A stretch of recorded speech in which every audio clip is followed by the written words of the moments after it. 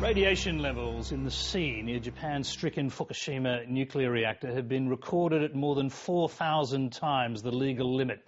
Fearing the effect of spreading radiation on local populations, the UN nuclear watchdog has called for the 20-kilometre exclusion zone to be increased.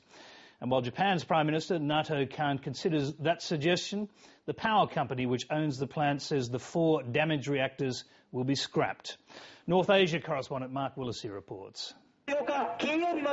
Having lived with nuclear energy for decades, these Japanese want the plug pulled on the country's 55 reactors. Rallying in front of the headquarters of Tokyo Electric Power, these protesters called for the operators of Fukushima to be held to account.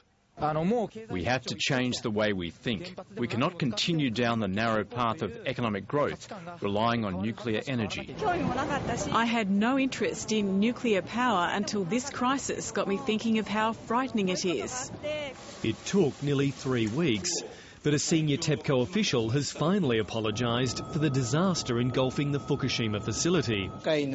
I would like to apologise from the bottom of my heart for having caused so much trouble and pain to so many people and to society at large. Chairman Katsumata was made to front the media because the company's president is off sick with high blood pressure. The pressure's also building at Fukushima, with radiation levels in the sea off the plant soaring. There's now a plan to spray the site with resin in a bid to keep radioactive dust from floating into the air. But nuclear experts warn it could take years to cool these reactors, something TEPCO is beginning to concede. We believe that in the long term it will take quite a while for the reactor to stabilise.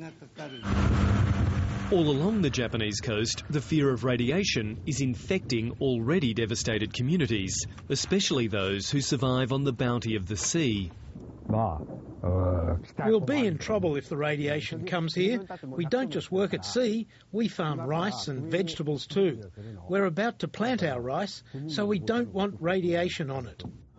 Japan's Prime Minister Nato Kan has raised the possibility of increasing the size of the evacuation zone, a move which could force a further 130,000 people to leave their homes.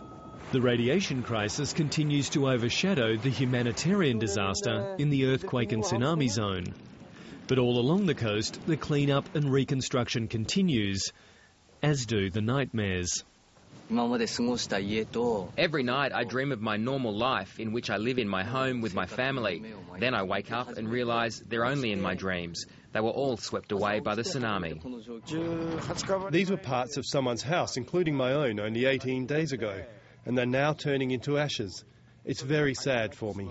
This disaster has even shaken the imperial household into action, with the Emperor and Empress making a rare public outing to visit an evacuation centre in Tokyo.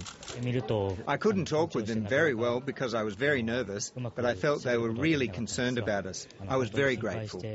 This nation may be battered, but it's not beaten. Mark Willesee, Late Line.